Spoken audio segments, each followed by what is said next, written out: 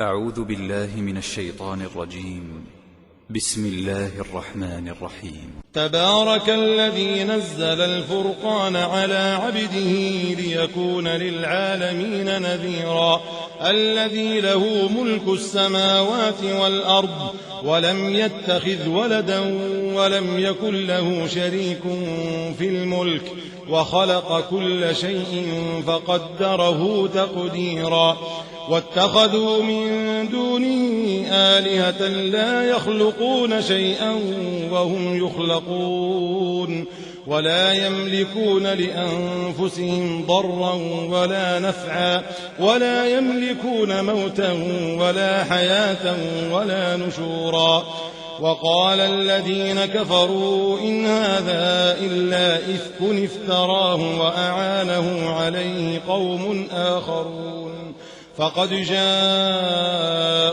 ظلما وزورا. وقالوا أساطير الأولين اكتتبها فهي تملى عليه بكرة وأصيلا. قل أنزله الذي يعلم السر في السماوات والأرض إنه كان غفورا رحيما. وقالوا ما لهذا الرسول يأكل الطعام ويمشي في الأسواق لولا أنزل إليه ملك فيكون معه نذيرا أو يلقى إليه كنز أو تكون له جنة يأكل منها. وقال الظالمون إن تتبعون إلا رجلا مسحورا. انظر كيف ضربوا لك الأمثال فضلوا فلا يستطيعون سبيلا.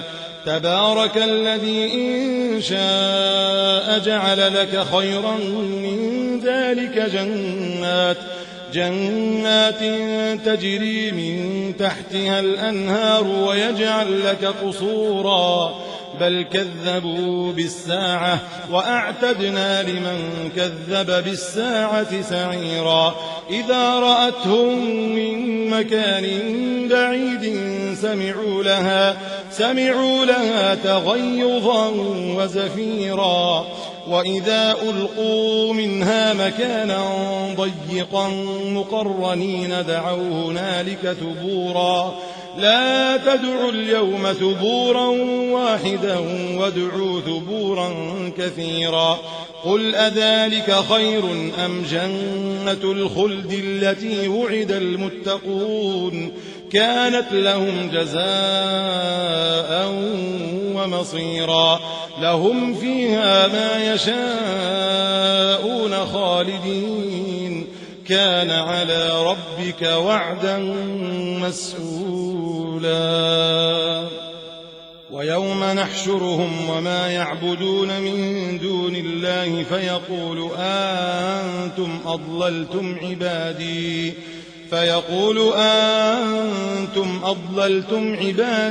هؤلاء أم هم ضلوا السبيل.